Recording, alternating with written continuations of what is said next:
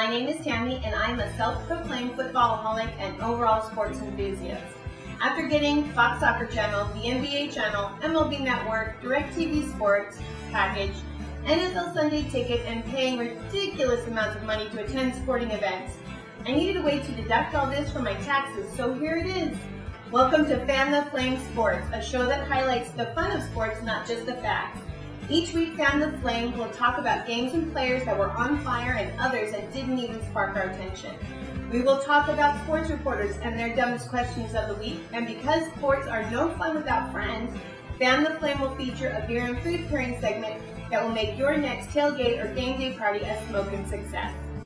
Just an observation, I love sports. You know, it's the only place where employees of a company don't get fired or demoted, they get released or benched. I think that's hilarious. Games we watched this week. Arizona at Washington, D.C. My pick for this game last week was the Redskins, and they didn't disappoint. However, they took this game down to the wire. It was a very exciting matchup. Rex Grossman's name is being talked about all over NFL Network as one to watch. Chicago at New Orleans. I picked New Orleans to win, and they did, 30-13 Saints. I know this week I don't even need to say it of what I think about the Bears quarterback. I'll just mention how great a game Matt Forte produced once again. Dare I say that effort and still no win? Fort deserves a win. Jacksonville and New York Jets. Wow, what a blowout. I picked the Jets to win, but I surely didn't expect this. Let's recap, shall we? A short time before the season began, Coach Del Rio and Jacksonville Jaguars released their starting quarterback, Gerard.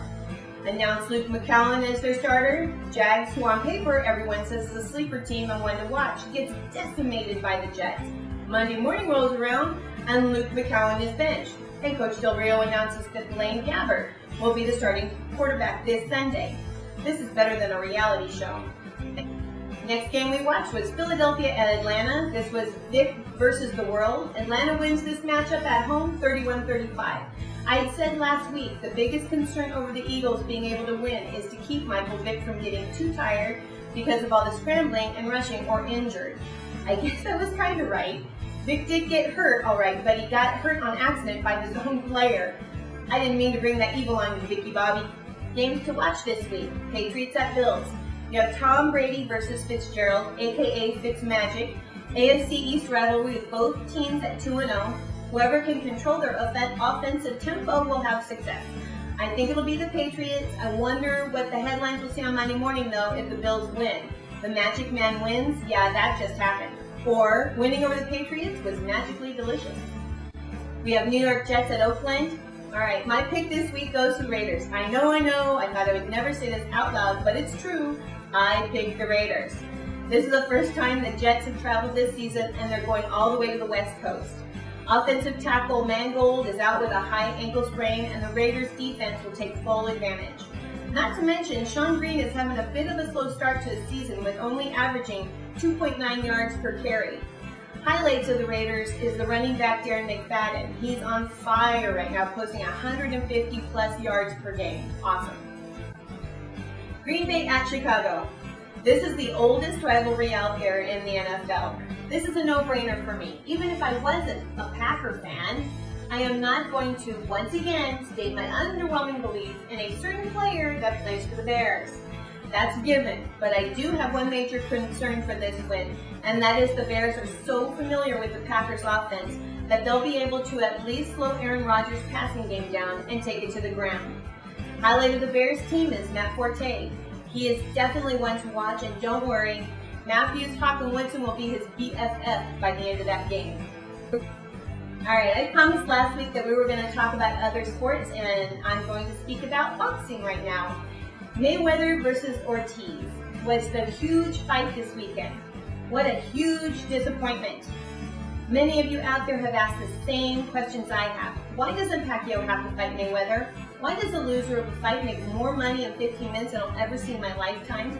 Boxing has become no better than WWF, and actually WWF is more real than the Mayweather-Ortiz fight Saturday night.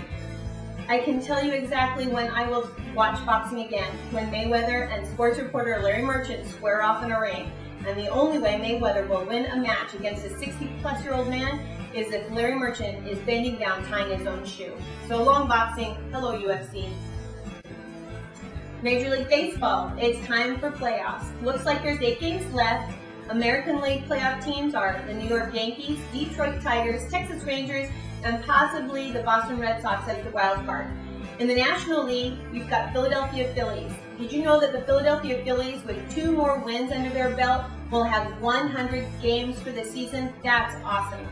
Then in the playoff scene is the Milwaukee Brewers, Arizona Diamondbacks, and possible wild card is the Atlanta Braves. Biggest news in baseball this week was the accomplishment of the New York Yankees pitcher Mariano Rivera, 602 career wins. In the usual Mariano Rivera fashion, he thanked everyone around him and gave all the credit to his team. What a humble legend. Alright, my top pick this week for Sports Reporter's Dumbest Questions. I have a lot of people who asked the same question this week, so I'm just going to lump them all into one.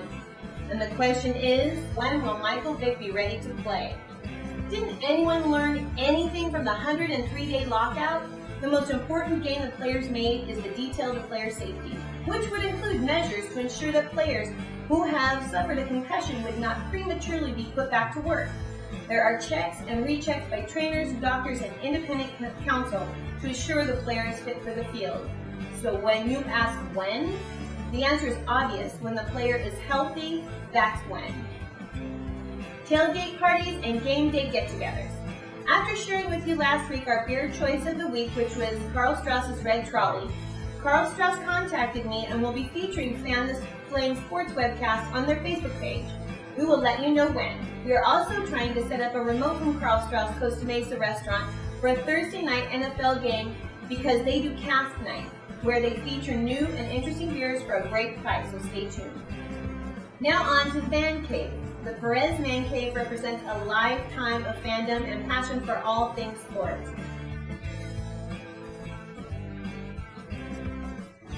Some of the unique aspects are the one-of-a-kind Dodger door, great neon collection, sports collectibles,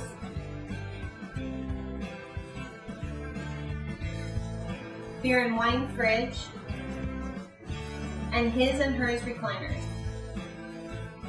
And our most prized possession is the Green Bay Packer wall. Everything Brett. This is a weekly segment dedicated to my most favorite NFL player of all time, Brett Favre. Tonight's Everything Brett goes to Tony Romo and the Dallas Cowboys. Romo suffered a cracked rib, and while Tony was watching from the sidelines his team get torn apart on only a few downs, he asks for his helmet to get back out of that field for a win, probably suffering that punctured lung on the first hit. Tony Romo, you did it just like Brett Favre would have, and I guarantee you that team will walk through fire for you now. Thank you for viewing another webcast of Fan the Flame. Our next webcast will be Wednesday, September 27th. Please share our Facebook page with all your sports fan friends and family. Go team!